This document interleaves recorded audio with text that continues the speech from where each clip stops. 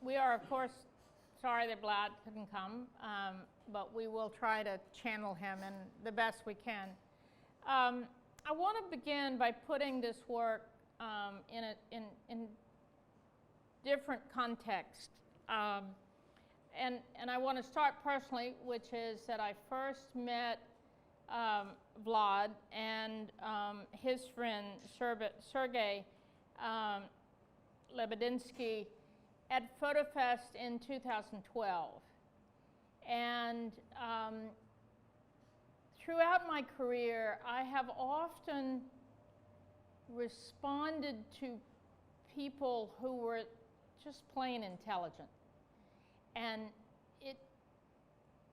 if I didn't understand the work at first, which I did not fully understand their collaborative work, I just knew that these two guys were so smart and so passionate that the responsibility was on me to understand what it was they were doing. And they were working together with a third photographer at that time under the name the Shiloh Group. Now, in the history of art, but in Russia particularly, there is a strong collaborative, collective history. There is, certainly from the Russian Revolution, the groups that worked together,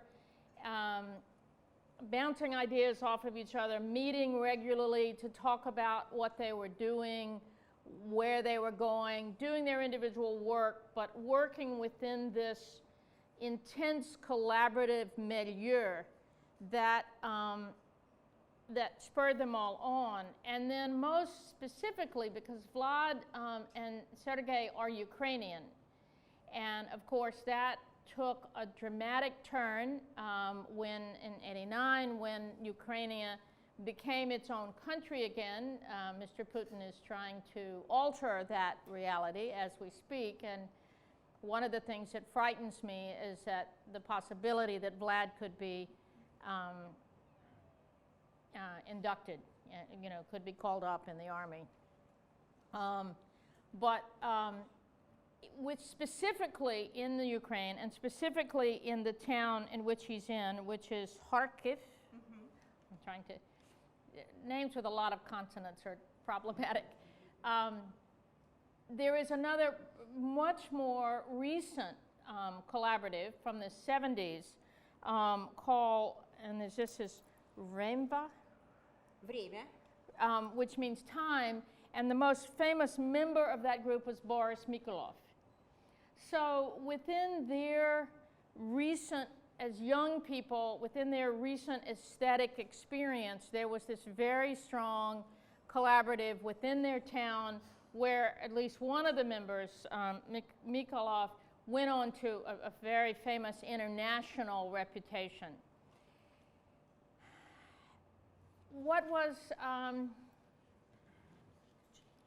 disturbing for me, thanks, Jerry, just to digest the work that they were showing me for the collaborative, is that the works were very small. They were intentionally very small. They're about this big. And initially what we saw were staged pictures. And in fact, the ones we acquired for the museum, they were taken at night in states of robe and disrobe, but with the then prime minister's a white mask of the then prime minister's face. That's the prime minister that fled to Russia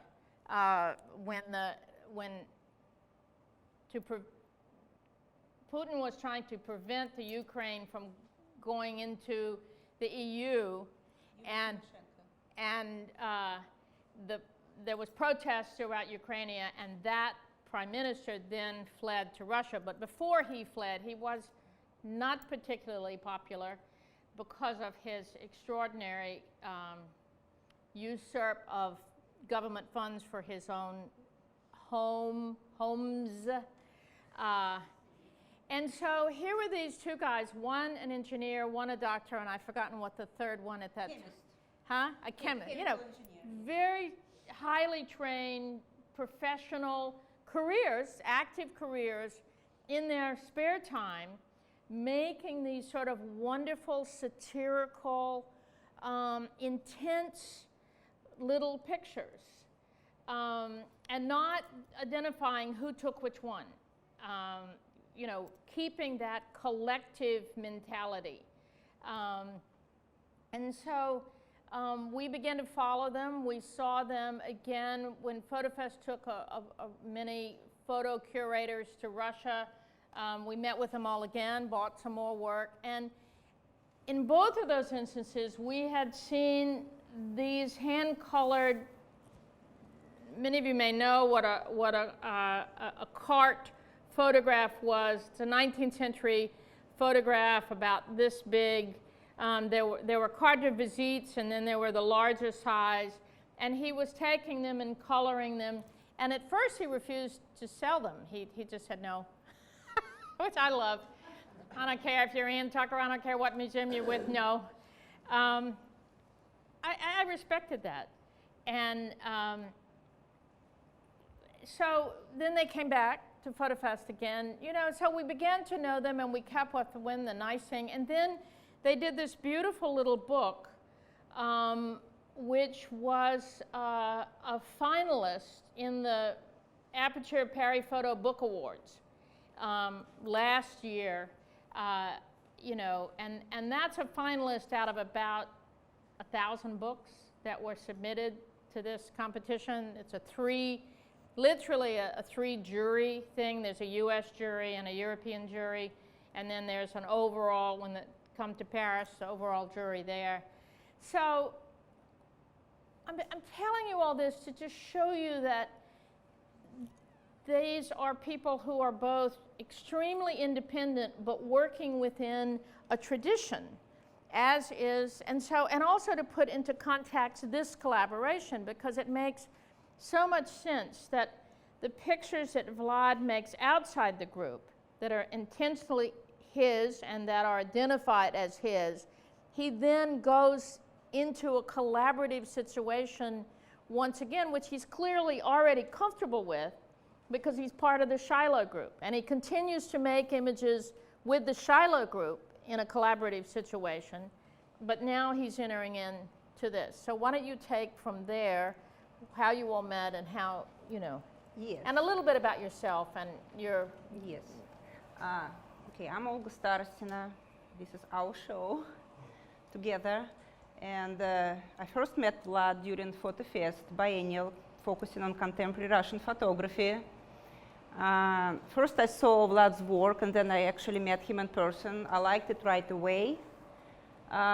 I don't know, just that some things you like, some you don't, and I was really attracted to these hand-painted cabinet cards, which sort of the base of our collaboration. And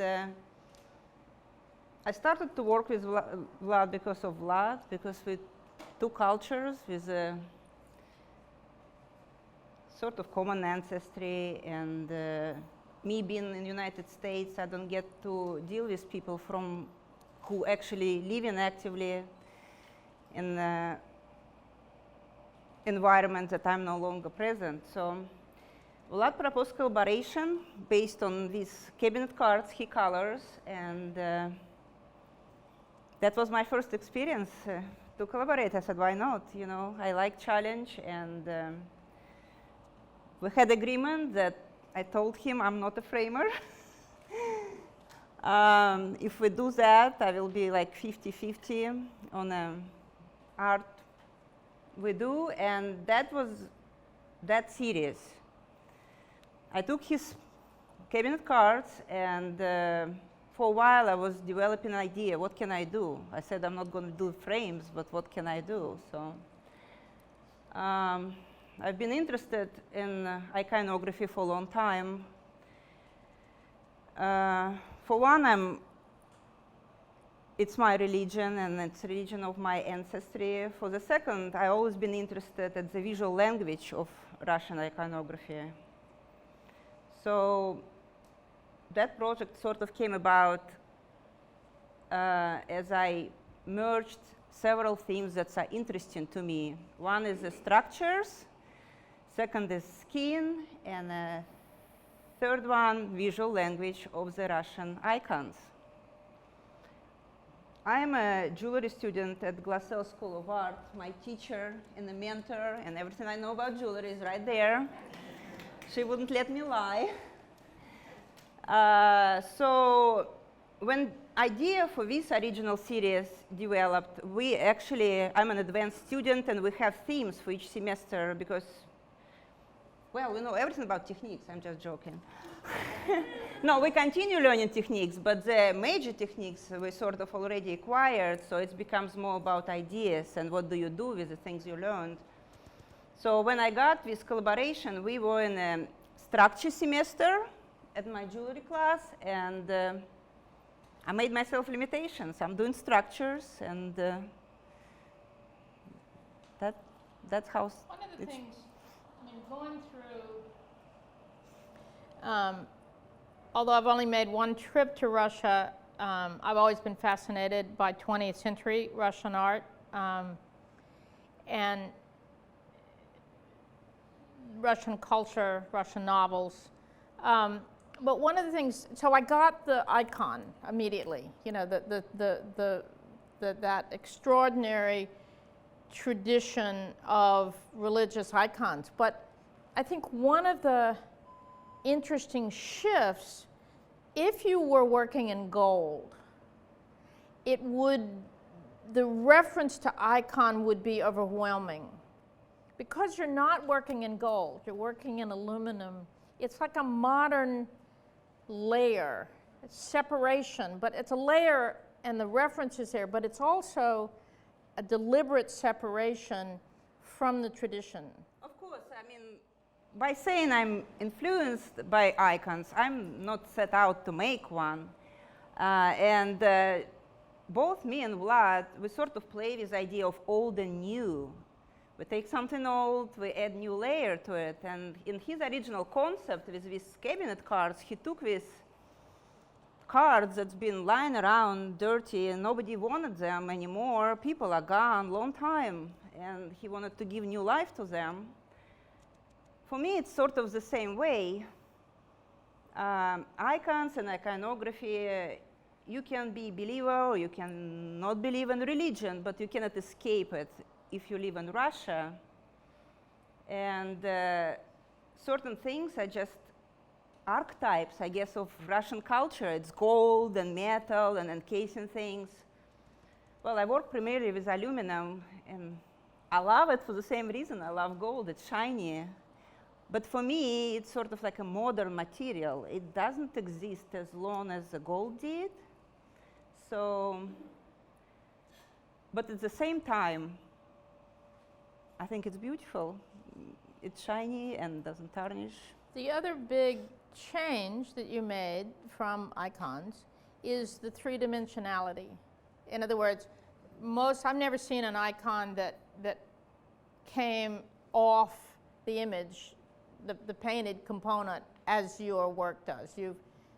What you know, is that from architecture? Is it from sculpture? What fascinates you about bringing that three-dimensionality to it? Well, as I said, I was in a structure semester in a jewelry class, and when we have these themes at Glassell, my teacher is very good at making sure we take it, like we have several people, we're not doing the same thing. Each person interprets the subject any way he wants to. So the structure, in a way, for me, is a very broad term. I mean, skeleton is a structure. Building can be a structure. So when I saw Vlad's work, I was sort of, not literally, but thinking that I'm going to create a body for this face. Like I treated the image as a face, and I am going to be a body that holds it. Therefore, because it's a face, it was natural for me to push it out instead of taking it down. So, and of course, when you work with image, that's what I discovered during collaboration. image always takes precedence. So I discovered that by looking at the Russian icons. I've seen some that you will have lashes offset with stones and gold, and you will have just several openings here and there, and your eye will go to the opening to the image. That was interesting to me. I tried to play with that. Some of the technique I used in the project, some I was just inspired by. So, to answer your question. In terms of what Vlad is doing, he's working within the tradition. I'm not as aware of 19th century photography in Russia as I am in Europe and the US. But I think that it was a human impulse, and so I'm betting that this exists in Russia, although I haven't seen it. In the 19th century, the impulse was to take the portrait and elaborate on it, but always in the 19th century in a very narrative way. So they would paint gold earrings or gold necklaces. Sometimes they would actually put a little bow tie or a little, cloth on man. I have occasionally seen some with hair added to the head, but it's always within the boundaries of the narrative of the photograph. It didn't move away from reality. And what he's done is much more a 20th and 21st century liberation of the narrative into the more poetic. So he is not consciously not always painting within the boundaries. He's not, and he's drawing on it and elaborating on it and blotting out some areas and exaggerating others.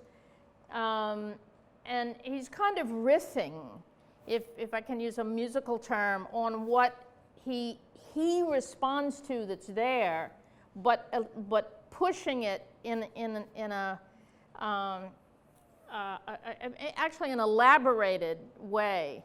And then I found that you're sometimes playing with the lines. I mean, it's not narrative, but you're literally looking at the lines and things, and then there are echoes, but a different direction in what you're doing. Well, yeah, I mean, that's the whole idea of collaboration. I got the card, and I had to react to it. So literally, I would look at the image, and the first original impression, what does it tell me, how I understand it. And then, of course, there is always design element. I want it to be very integral to the image, so I would, for example, we call the divers. Once you use it, yeah, let's see if I can use it. Yeah. Does it work? Okay, here we go. I'm pushing the button. I don't see the line. It was a great idea, but it does not. Okay. Yeah, this one. Microphone. This one, we call the diver, and I don't know, the image that what. I mean, the guy basically has some kind of tube sticking out. I don't know if Vlad was conscious of it, but that's the impression I got of it when I got the piece, and the shells, and that sort of followed. So to answer your question, yes, I play with line, I look at line, and as my teacher wisely noticed, we are jewelers, we take attention to details. That's just what the training is. So I would look very carefully at the image and see what I can repeat, what I can carry out into the structure. I think it's what makes the collaboration work, is that there's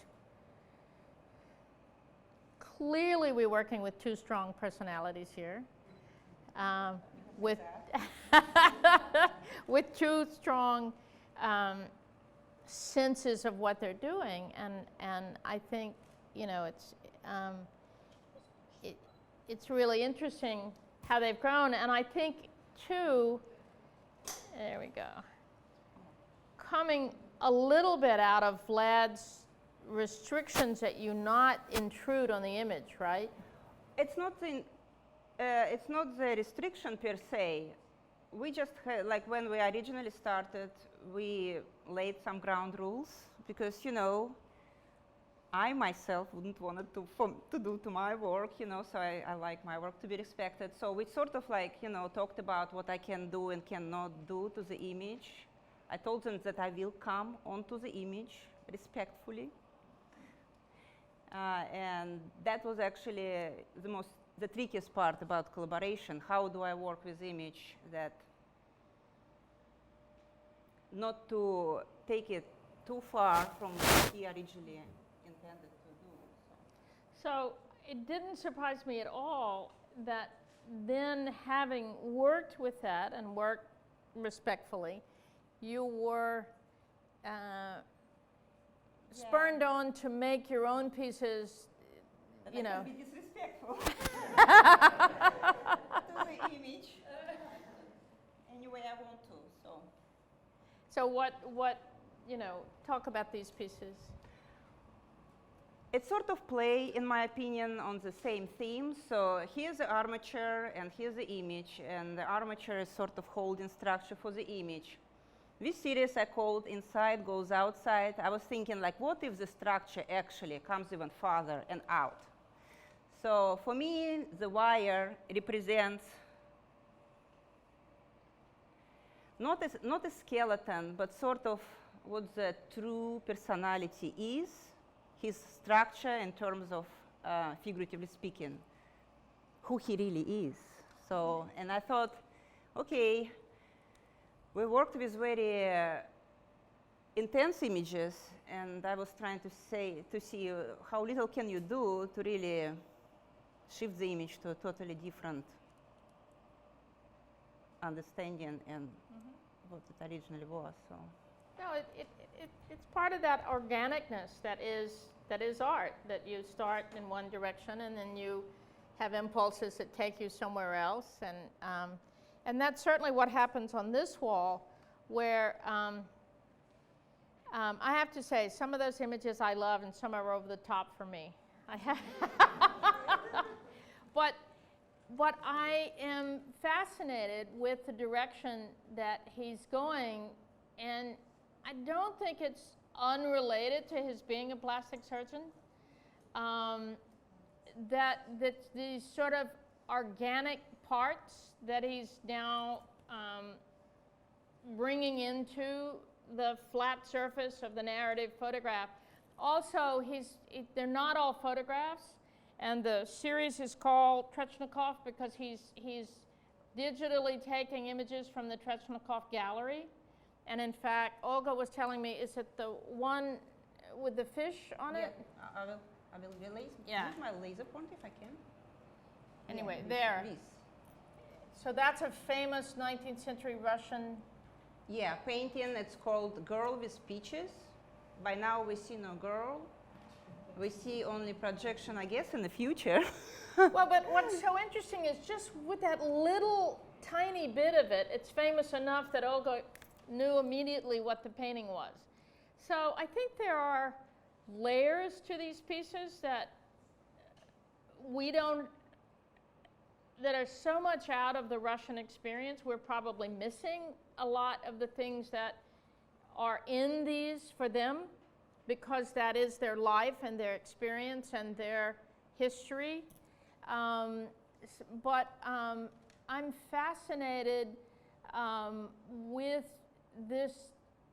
I really want to see where he goes with this, because there are so many people that have taken the photograph and added three-dimensional things. Of course, we all know Joseph Cornell very well.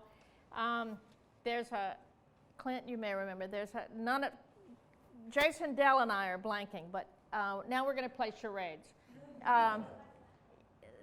Represented by Larry Miller in the 80s, and he took these carte de visites and he built on them, and the piece that you bought for the museum is called by the guy who invented the... See, this is what happens when you get old. You play charades. You remember all these details except the person's name. But anyway, what I'm saying is, I've looked at a lot of people who have collaged onto these 19th century photographs, and this is new. I have not seen anybody use purely organic, once organic media. You know, I'm not saying I've seen everything, but I'm fascinated with where he's going with this use of organic material, because it is, the thing about a photograph is instant past. You know, that moment is immediately past tense. And there's something about organic materials that is living in a different way. I mean, you see that bread and you think about the bread and the quality of bread and where it came from and what kind of bread it is and when you would eat it and all of these things. With the eggs, it's the same way. There's something about organic material that we respond to so differently than we respond to inorganic material. And so this is all quite new. And personally, I think it's uneven, but that's just me. But I'm fascinated by some of the pieces. But you did, like you added the medallion behind the one with the eggs, and you did much less, but you're still involved in some of these pieces, right? Right, and actually I asked Vlad, like, why organic recently, and he said, well, because it's alive. So just like you said, photograph is, well, I don't want to say dead, but you know, it's a thing. Yeah. Although fish been once living, and it's again this idea of old and new and living and dead and preserving things in time, but at the same time giving them new meaning in today's. Well, in your description of your work, you used the term rebirth, and in his description of his work, he uses the word new life. So both of you are coming to that idea of bringing a new kind of vitality or new existence in terms of what you're doing. Well, yes, and I'm conscious of that. We had a memory semester in my wonderful jewelry class that really made me understand. You live and you don't know what you do, why you do it. But it made me understand, like, I never thought about it. What are my memories of my childhood? Like, what is really important to me, where I came from? Like, for example, fish over there.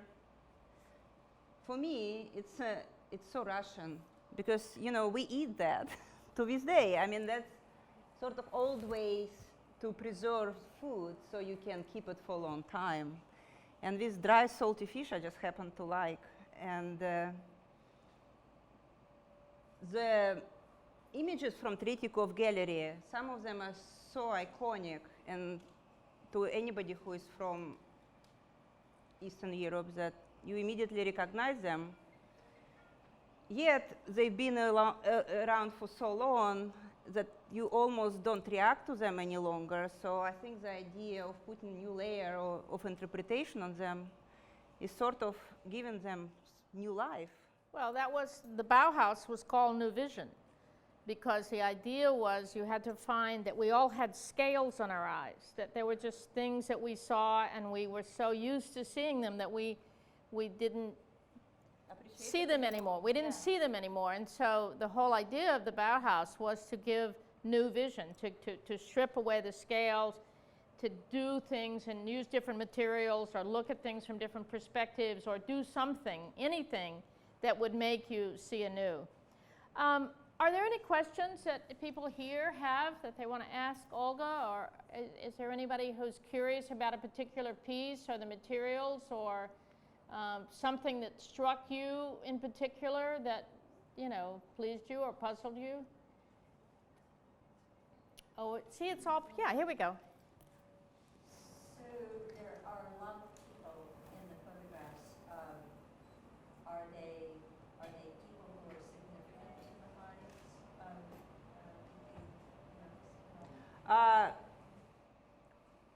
cabinet portrait or card existed in the 19th century as like basically the means to take family photographs.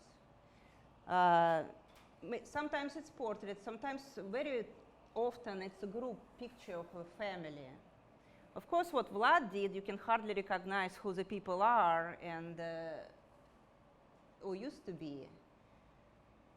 To both of us, those people mean nothing, and that's the whole idea of the project, to bring new meaning to these forgotten cabinet cards. We don't know who those people are really. It's just like, this is the less altered version of a cabinet card. It's basically studio taken photograph.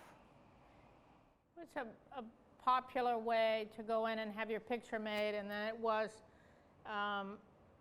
put onto a thin piece of cardboard with the photographer's label on the back, and they were very popular. From the second half of the 19th century, they were until, see, you have to remember the Kodak camera wasn't invented until 1888. So there was only professional photography, essentially. You had amateurs who were serious enough to learn the technique. But until the Kodak camera was invented, John Q. Public was not making pictures.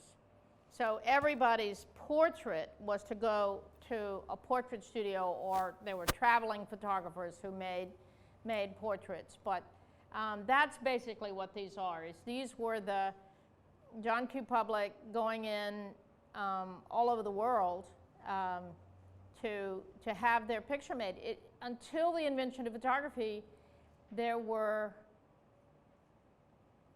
basically no one under a certain income had a picture made. I mean, there were the silhouettes. That was the popular thing.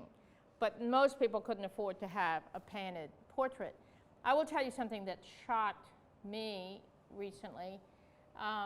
There's an artist space in the Bronx called the Bronx Documentary Center, and every Valentine's Day, they will make a portrait of any couple who comes in and print it out, make a digital picture, print it out right there. And similarly, Mike Marvins and a bunch of people every year go to Fort Hood and at Valentine's, and they will take family portraits for free for any military family. In both instances, there are people, adults, who have never had their portrait made. Period. Some of the people in the Bronx, they don't have cell phones that have cameras. They have never had their portrait made. It is inconceivable, I think, to anybody in this room. It was a shocker to me. I was talking to some of the people there at the Bronx Center, and they were so excited. It was their first family or their first picture as a couple, and Mike and them say, and now in the Fort Hood, it is more that it's the first professional, but still, even that, you know, we're so accustomed to you know, to what we expect is the norm, but it's not the norm. And so what I like about these in that way, and understand what you all are talking about and bringing them alive, is, you know, Grandpa dies, you're throwing out Grandpa's attic, and you just toss it, you know, and snapshots and all this stuff like this goes into either the trash or public circulation. And that's where the revival comes in. That's where the new life part comes in, is taking these abandoned, neglected, forgotten people and giving them a new life. Are there any other questions, or? Yeah. He sends you the cards, and you make a decision about what you want to do. Do you then have to send your suggestion back, or do you just do it? Well, as I said, we had some understanding about how we're going to go about them. We came to agreement that I'm free to do whatever I want to, with being respectful to the image. The way I worked, I would originally come to a certain development of the project before I show it to him, because for two reasons. One is it's hard to tell over the internet what the piece is really going to look like, and I'm sort of afraid at a certain stage of the creative process to get like something like I don't like it, for example. Right. So I usually try to go as far as I can by myself, and then I would show. And then there is always a point when I would start to hesitate if I'm doing the right thing, if that's what for collaboration will work, you know, if I didn't harm the image, if I didn't shift it. So at this point I will show somewhat two-thirds done work. And I would have to say that Vlad been extremely tolerant and accepting to everything I've done. So in this sense, it was easy. Yeah. So in a sense, he hasn't seen these actually. Oh, he's seen them. Through the internet. He's seen them. He's seen them. He sends you the cards. Well, this one was the very first one I actually attempted to do. Okay, yeah, that makes sense. Do not hold the laser, right? This one, the glasses.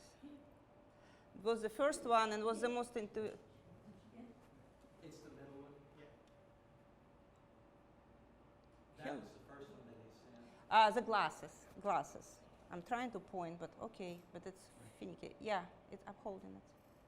Yeah, well, he gave it to me as a present, and I was very free on this one. And actually, that one took the longest time because it's just so straightforward. It wasn't interesting to me. It's a stereographic card.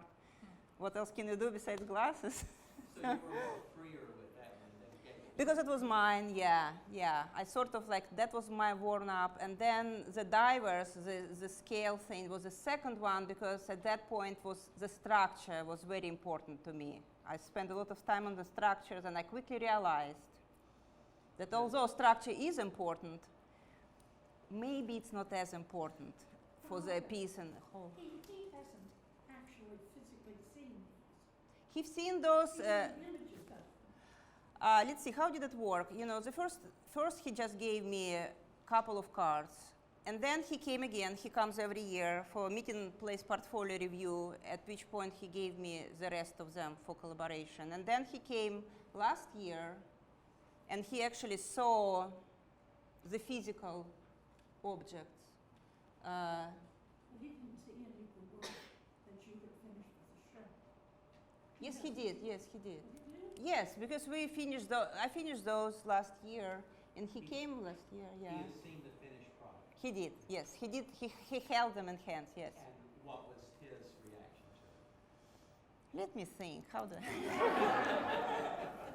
he liked them? Was he surprised? She wouldn't have gotten any more, I can tell you. Well, I actually didn't get any more. So. Because the next question is that he has seen these, he's reacted to them favorably. How does he react to your? My series? But these are totally hers. I know they're totally hers. But did he see them?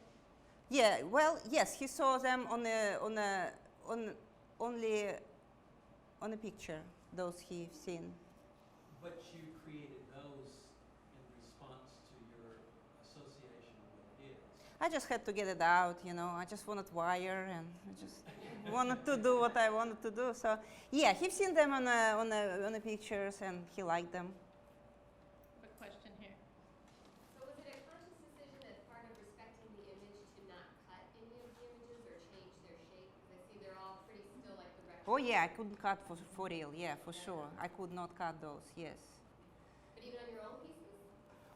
On my own pieces, I could cut them, but the exercise here was, as I said, to do as little as possible to shift them as far as I could. On his piece, actually, there is a wedding. This is the latest piece. This one is a wedding, and at the top. And I worked on this image in the format we recently had rituals in my jewelry class. And I summed up some more energy to work on one more.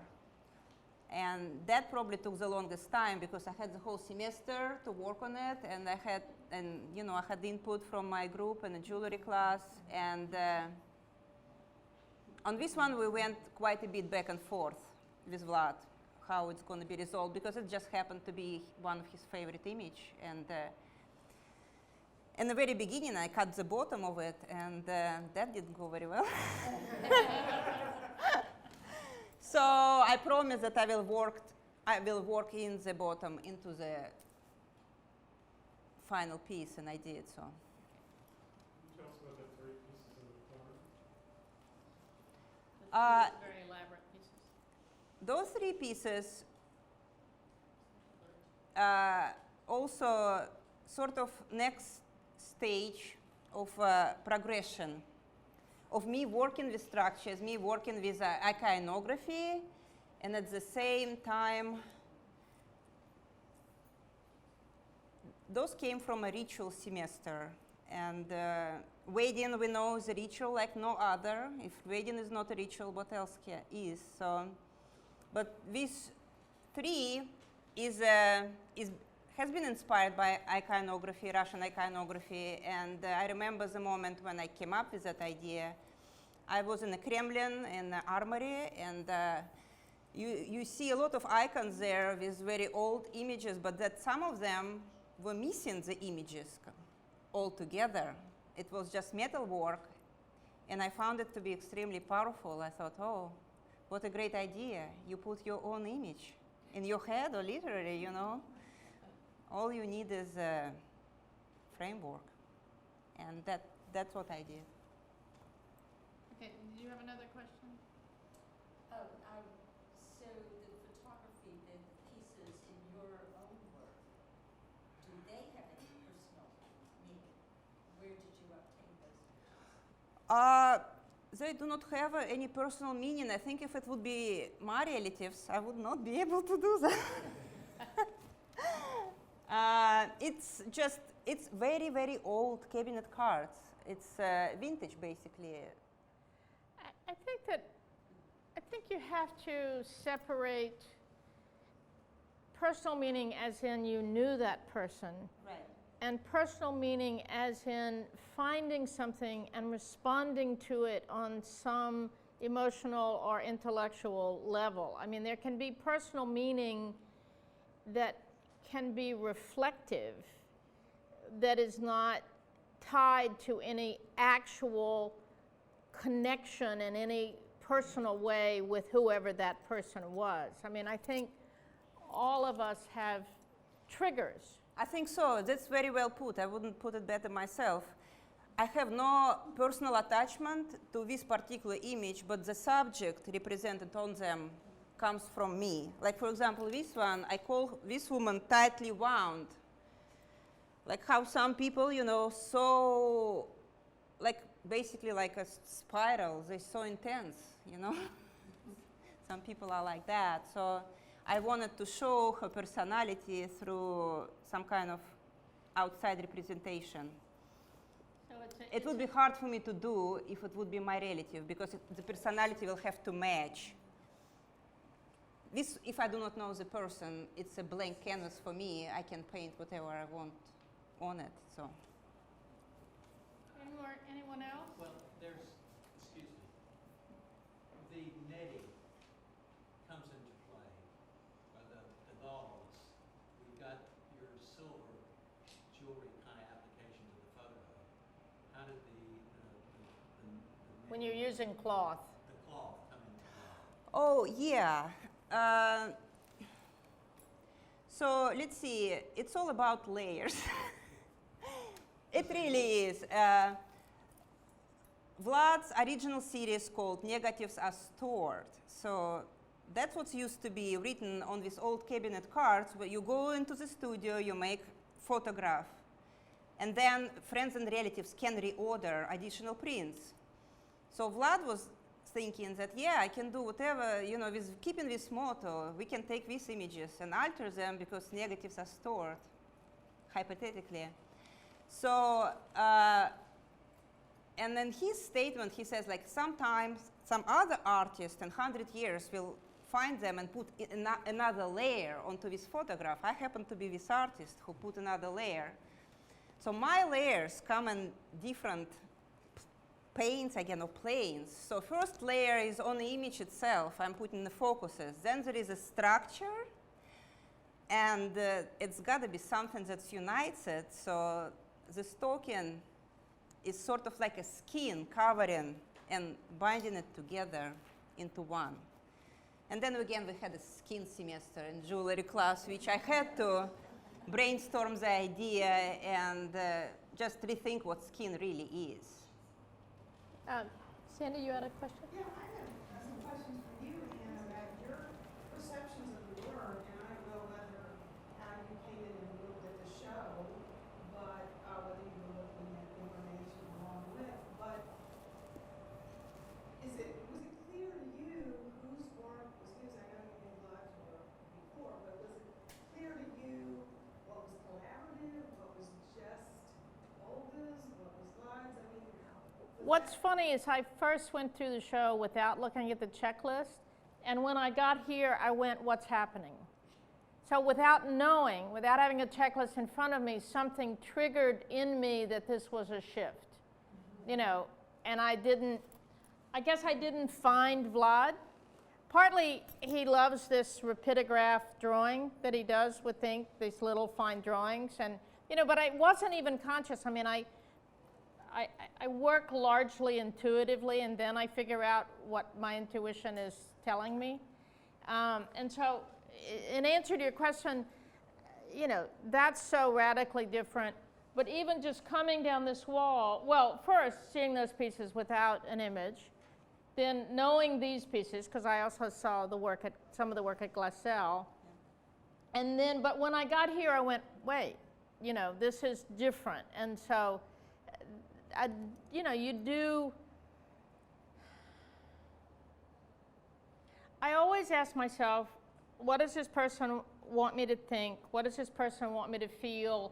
And is the craft that they chose appropriate to those goals? Those are the three questions I always ask. And that's what's so interesting about collaboration, because that's much more complicated. You know, whether the craft is, where the craft is going, and that's what I think is so interesting about these, and that's why I started with the whole idea of collaboration and its specific Russian history. Because collaboration, any of you that have ever been in a permanent relationship, you know, is complicated, you know, and there's nothing more personal than your writing or your art or your music, or, you know, because it comes from, you know, one of my favorite quotes about writing is easy. You just sit down and wait for the beads of blood to form on your forehead. You know, it's what it is. I mean, you're trying, you're very vulnerable. So two vulnerabilities coming together is, I think, one of the most complicated of relationships. And that's what I love about the very idea of it, and that's what I love about where they've gone with it, you know, is that I think it's new. I think it's going to take me, when I first saw it at Glassell, I liked it less than I saw it here, and I realized that had more to do with me than with the pieces. Because there's so much that's new about it that is unfamiliar to me, that I was, you know, not just, I didn't respond in ways that I could measure. And I'm more comfortable with it now. Clearly the work hasn't changed. I mean, the pieces I had seen before. You know, what's changing is my own willingness to go where they want to take me. well, that makes sense. No, go ahead. One more, and I'm not sure how to ask it other than, you know, you are so honed, I think, into seeing things so much through the eyes of photography. Especially in the oldest work, I mean, when you see that work, does it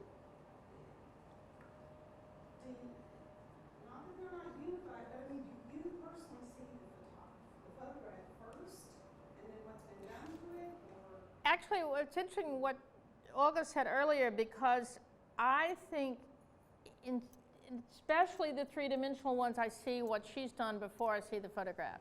It varies. The three-dimensionality has a lot to do with the answer to that question. The more three-dimensional it is, the more I'm aware of the structure, and then the photograph becomes like a little nest egg, you know, within the structure.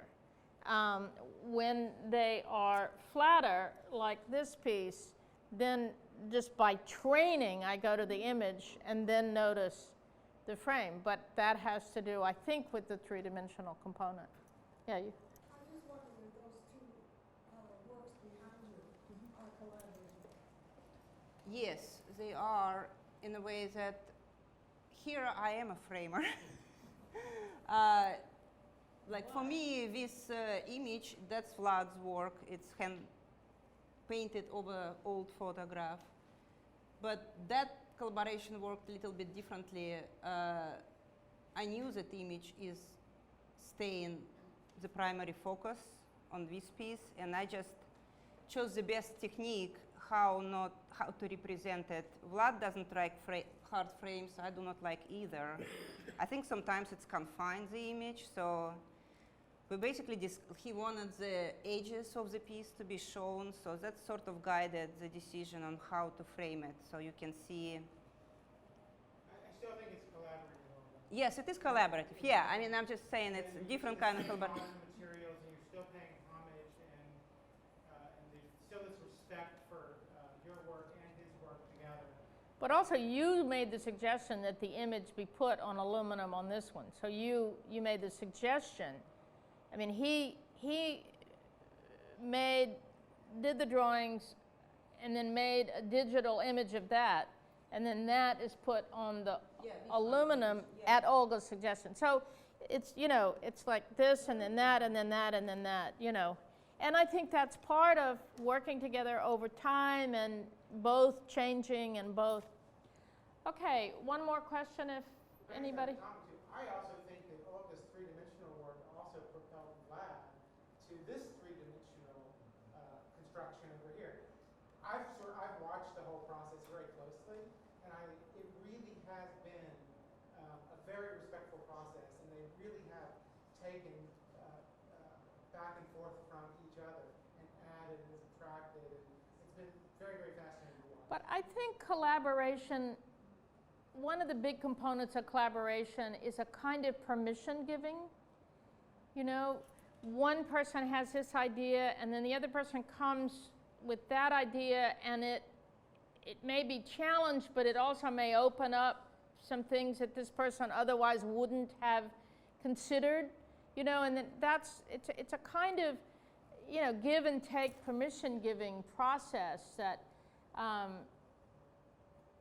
Rodchenko and his wife, whose name has suddenly gone out of my head, I'm sorry. I think that really happened with them, you know, where sometimes they actively did collaboration. They did a children's book together, and then they worked separately. But if you look, I mean, I saw this fabulous show at the Tate that had much more of her work than I've ever seen before. And he's totally overshadowed her. Wonder why. And I was fascinated with her work, but you could see where she'd influenced him, because I was looking carefully at the dates. And then, you know, and that's a fascinating collaboration. And then you can see where Stalin shut them both down, where I think the fear of what too much expression got to both of them, not surprisingly, considering that the Gulag trains were running steadily one way. You know, it was just sort of tragic, but it was a great exhibition at the Tate involving the mutual careers of both of them. Actually, about this and boxes, I was, Edward, interested about that myself, so I made sure to ask that question, why boxes? It was interesting for me because whenever, you know, I just accepted them as a new development, and I just asked him recently why. He said that it's because he wanted the work to be completely presented. Like, you know, like, for example, this, I think he sent it still needs to be put in frame before it goes on the wall.